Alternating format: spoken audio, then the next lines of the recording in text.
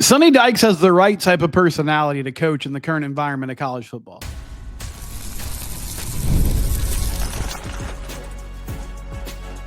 You are Locked On Horned Frogs, your daily podcast on the TCU Horned Frogs. Part of the Locked On Podcast Network, your team every day. That's right, Locked On Horned Frogs, your team every day. I'm your host, Steven Simcox, been covering TCU athletics for the past 12 years. We're brought to you today by FanDuel. Remember, one $5 bet, you win your first $5 bet. You get $200 in bonus bets. That's for new customers at FanDuel.com, or if you download the FanDuel app. We'll tell you about them later on in the show. We'll also get into some comments from Josh Hoover about why he decided to stay this offseason. Reportedly, Tennessee came calling, maybe a few other schools. What was it about TCU that made him stick with the program? But we start today with not only did Josh Hoover speak and Devin Deal at a press conference earlier this week, so did Sonny Dykes for about 20 minutes. And he had a number of interesting comments, but I want to hone in on a few things. The part I want to talk about today is how I believe Sonny Dykes and his personality is a really good fit for today's world in college football. And he was discussing the House settlement, which, for a brief recap, so there were a few antitrust lawsuits that were brought against the NCAA. It culminated in what's called now the House settlement, which essentially is the new world of college football we'll be living in starting in July, where players can get paid directly from schools. So TCU can and will pay players directly instead of paying them through the third-party collective, the Flying C Club. They will have contracts. They'll have deals. They'll pay student athletes directly. They'll have $20.5 million to work with in year one, as will the rest of the country, right? And so Sonny was discussing that. And he started talking about how crazy college football has been since NIL was introduced into the landscape. And he discussed how in the NFL, right, you have contracts. You have guys that are under contract. You got deals.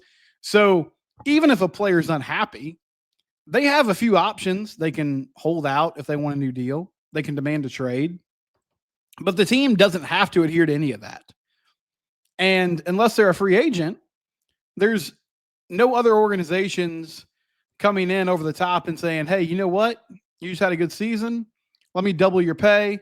All you got to do is leave here. And so that's what college football coaches have been dealing with. And he discussed how challenging that's been for everybody, specifically here at TCU. But he also talked about how TCU's done a really good job retaining players. And I think that's true. They have. Now, they've lost some big names, right? Dominic Williams, probably the biggest name that they've lost. But overall, they've been able to maintain and keep a lot of the talent that's been on campus since Sonny Dykes took over. Why is that? Well, I'm not naive. I think the Flying T Club and the donors and the third-party people have done a really good job of keeping players happy, making sure that unless it's an outrageous demand, they're keeping up with market value, as tough as that is to determine to the best of their knowledge. They're trying to keep up with market value for their players. I've come to this realization over the past few months, and maybe it's going to, come back to bite me this upcoming season. We'll see how it plays out, because as I've said before, this is a big year for TCU football. When we talk about what is Sonny good at, because I know a lot of you have questions at times, because he's a very hands-off coach, as far as it's hard to kind of put your finger on exactly what he's interacting with on a day-to-day basis. He's not coaching the defense, right? He has an offensive philosophy. He's an offensive-minded guy, but Kendall Briles is the play caller, and ultimately it's kind of his offense with Sonny overseeing. So he's a CEO coach. He is in charge of the culture, in charge of the day-to-day, and I think at times over the last few years, the details have been lacking. I feel like you see that in their struggles on special teams, the run game issues over the past 2 years.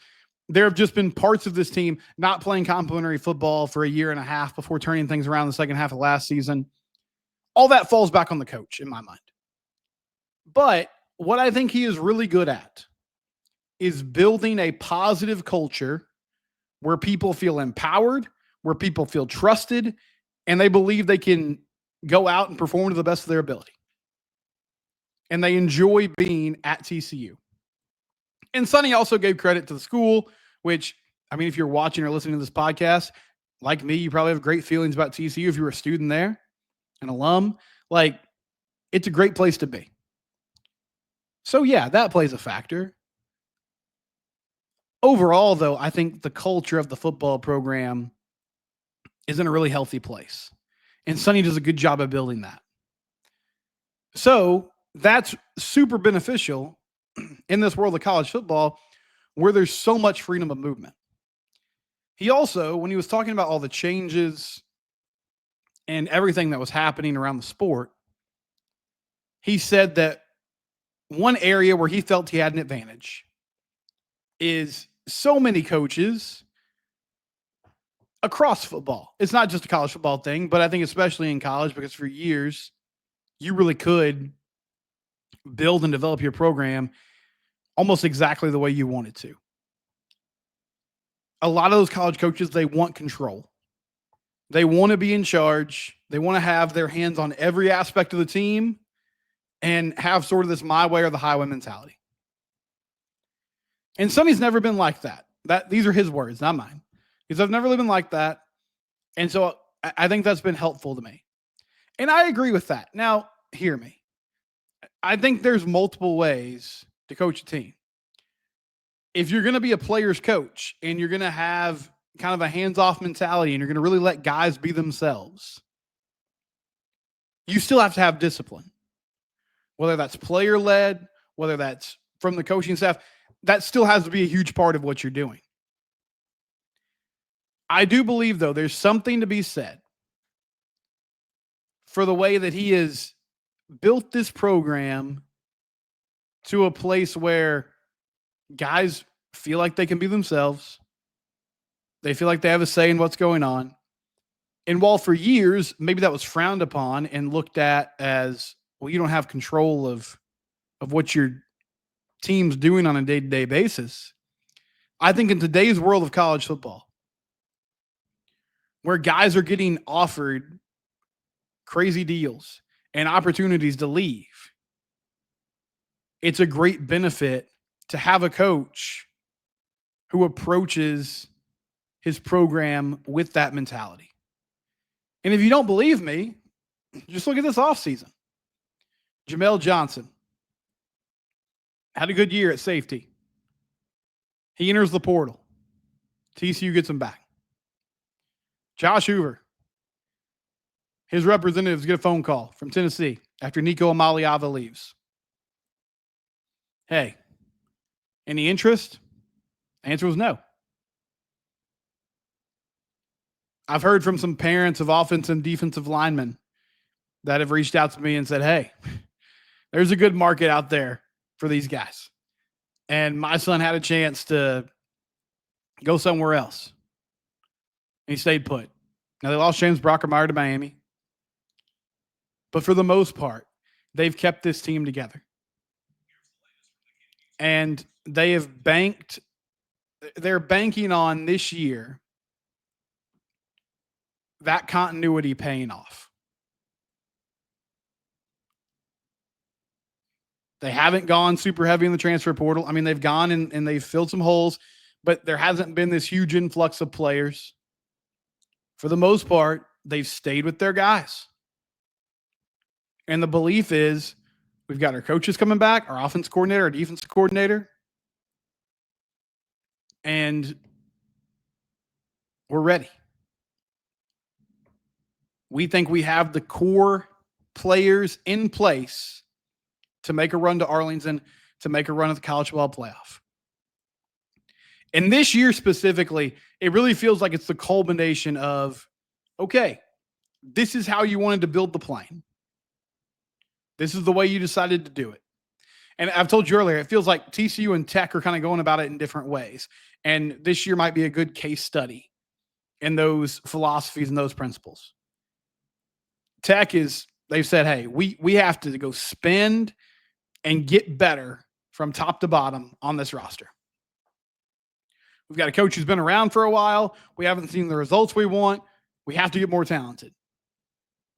TCU said, well, we think we have talent here, It's about developing, getting these guys to the peak of their development cycle. We have a quarterback we trust. We have a coaching staff we like. We're going to see how it plays out this upcoming season.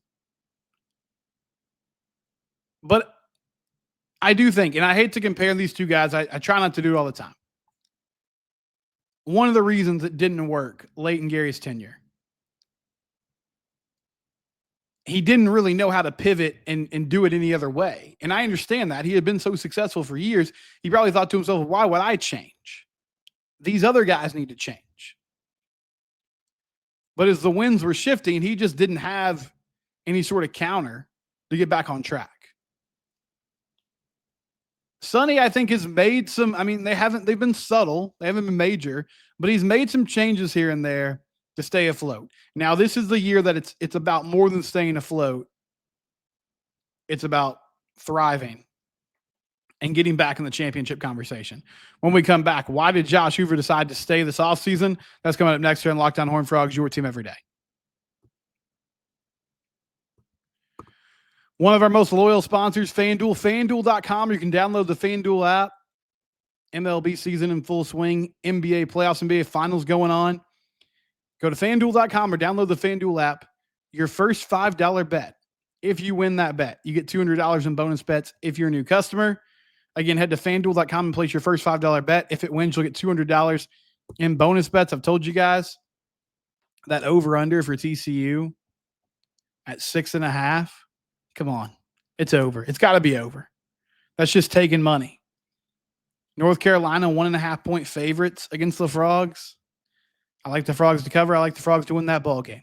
All kinds of college ball opportunities as we're transitioning out of basketball into the middle of baseball season, and college football in the NFL is right around the corner. Perfect time to join at FanDuel.com or the FanDuel app.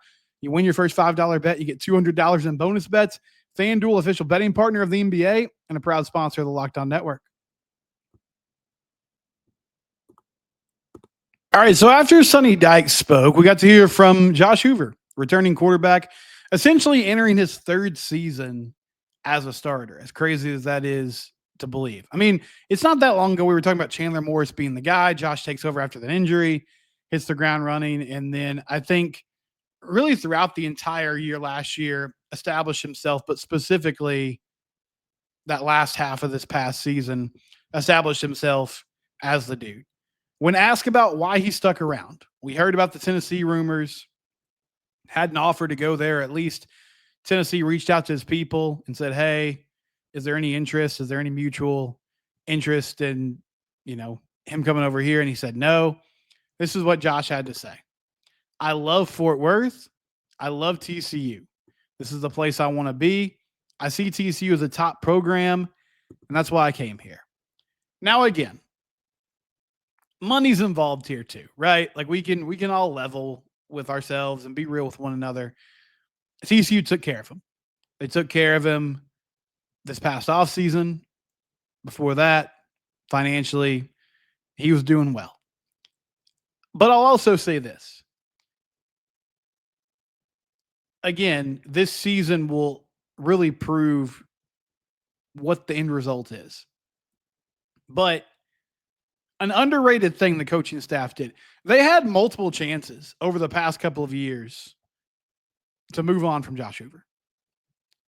They could have, Chandler Morris told the story on a Texas football podcast, Dave Campbell's Texas football podcast, about why he decided to transfer to UNC. And he said, well, during that Texas game, he was actually healthy when TCU played Texas a few years back in Fort Worth.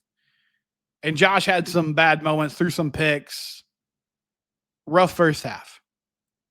They go in the locker room, and there was some conversation about, hey, Chandler's healthy.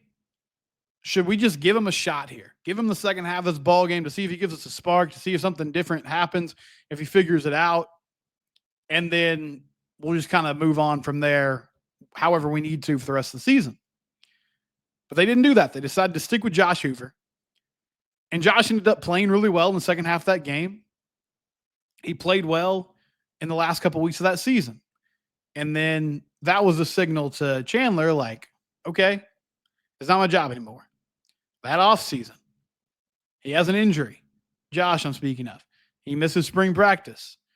During those portal windows, TCU had ample opportunity to sell to somebody like, hey, look, there's playing time available here. Come here, and at the very least, you can compete for the starting quarterback job. But they didn't do that. They decided to go and get Ken Seals, who is a valuable backup quarterback. They stuck with Haas Haney, who ended up, unfortunately, transferring to Oklahoma State. But they brought Haas in. They brought Ken in. And really from the jump in fall camp, it appeared that that was Josh's job, and that ended up being the case. So it's not only that they took care of him financially, it's that through the past couple of years, they've made it really clear through their decision-making and their communication that he's the guy. And going back to what Sonny was talking about earlier, I feel like in this new world of college football that's coming up with revenue sharing, TCU does have some really attractive things to sell as a program. And one of them is, hey, if you do well at this place, like, we're not in the business of pushing people out. If it comes down to it and we have to make that decision, sure, we will. But we want people to be successful. We want people to develop, to become great players. This is not a transactional place. In their high school recruiting, you're seeing a good mix of, like, you got some 4-star ready guys. The last 2 commits they've had. Jason Bradford from Temple, the corner, 4-star talent. They're going to move him to safety, but I think he's the type of guy that can play really quickly. Vincent Johnson, the tackle/guard from Sulphur Springs. He was already 6'5", 310 pounds. He's a dude that could come in and play. But then there's also a number of players that look more like projects. And I don't say that in a negative way. I just mean it's most likely going to take them some time to get to a place where they can compete on a day-to-day basis in college football. And that's okay. TCU has the ability and the patience to let those guys get to where they need to be before they have to contribute on the field. So that's a really cool aspect of where this program is. And it's also a pretty rare thing when we talk about where college football is right now. So Josh Hoover is a good example of a dude that came into the program with very little fanfare. He was headed to Indiana. Sonny Dykes ends up making the move to TCU, and he's like, well, hey, I can stay closer to home. I can play in a Power 4 school. Let me go do that. And he develops into your starting quarterback. And obviously, I mean, if they lost him this offseason, that would have been really tough from an on-the-field standpoint. But also just from the aspect of, like, optics. Because he's their best player right now. So if he didn't end up sticking around and being the guy, then it just looks bad for your program to say, hey, we've been super loyal to this dude. We've invested in him. We've gone and we think we've built a team around him that can compete. We've constructed a roster that we believe is not only good just for anybody, but specifically for Josh Hoover at quarterback. We've had him in mind as the guy that we're building around for the next few years. And our decision-making has been highly influenced by all those things. And then he just up and leaves. Like, that would be truly devastating. So it's awesome that they kept him around. Not just from a schematic standpoint, but just from kind of the culture. Again, going back to the culture and the vibes around the program as well. It's a good time to be a Horned Frog. There's a lot of positives about where this team is. I think this upcoming season is going to be really solid, but they've got to prove it on the field. And I believe they're in the perfect place for what they do, which is, hey, we're kind of under the radar right now. Not many people are paying attention to us. We're just going to put the work in and get to where we need to be before that season opener against North Carolina. And Josh Hoover is a huge part of that. He has to have another impressive season from the jump. He's got to be efficient, limit turnovers, and be the dude for this team to be successful. When we come back, a TCU baseball pitcher hits the transfer portal. We'll talk about that next here on Locked on Horned Frogs, your team every day.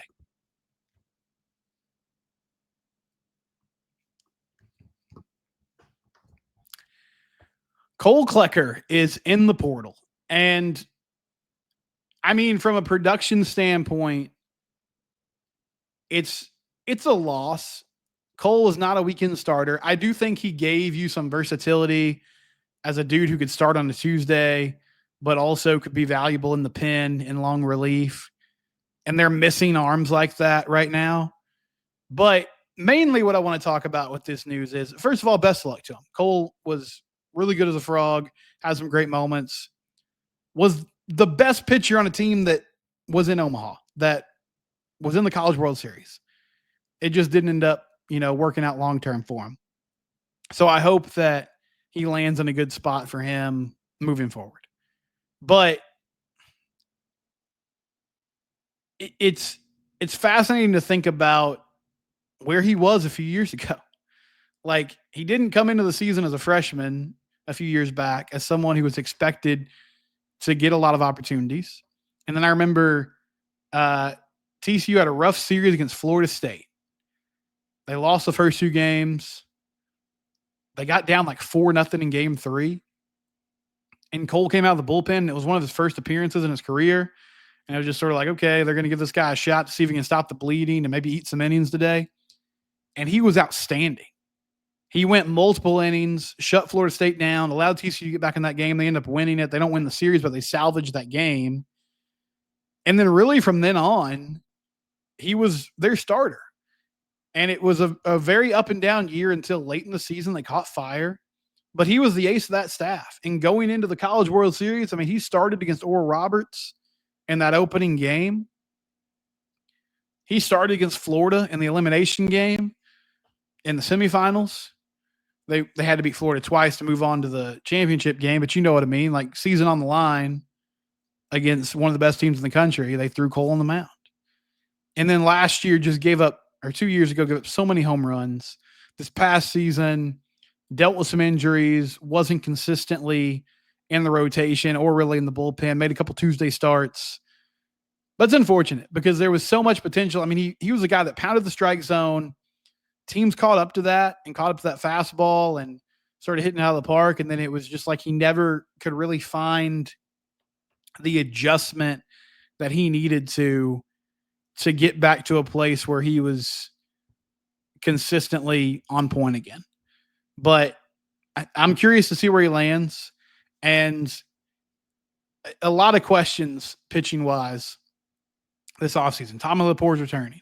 If Ben Abelt comes back, that's a good 1-2 punch, but you got to wonder, where's Ben at post, arm surgery? Is he going to be like he was getting stretched out to be a starter last fall, and then he ends up going on the season-ending IR with an injury. So where's his arm fatigue level at now? Can he throw 70, 80 pitches? Is he going to have to work his way back? Is he going to be ready when the season comes around to be a full-time weekend starter? That seems like kind of a stretch. Mason, Brassfield, Smith, you got some young guys who possibly could step in that role, but just a lot of moving parts. And I feel like you need to go get one more potential starter in the portal that maybe even it's just a Sunday guy, but that you feel good about, that you can put out there on a day in the weekend, and they'll compete and give you some good innings and do a good job. So that's your TCU baseball note for now. Don't forget, in June, Monday, Wednesday, Friday, so 3 days a week. So one more week of that. And then once July rolls around, we'll be back to 5 days a week. We got media days coming up July 8th and 9th. I got approved for a credential there, so I'll be there in person at the Star. Hope to get some interviews with some players. And then, of course, hear from Sonny Dykes. Should be a fun time. Got that press conference this past week, but it's been a while since we heard from these players and coaches on a regular basis. Excited to just hear about what they've been up to this offseason, what they've been working on, and the next steps for TCU to take that step forward and be more of a force this upcoming season. This is Locked on Horned Frogs. Subscribe to the YouTube channel if you haven't. We're coming up on 1,600 subscribers, which would be a cool milestone to hit. You can also find us wherever you get your podcast. It's your team. We do it here every day. I'll talk to you on Monday, everybody.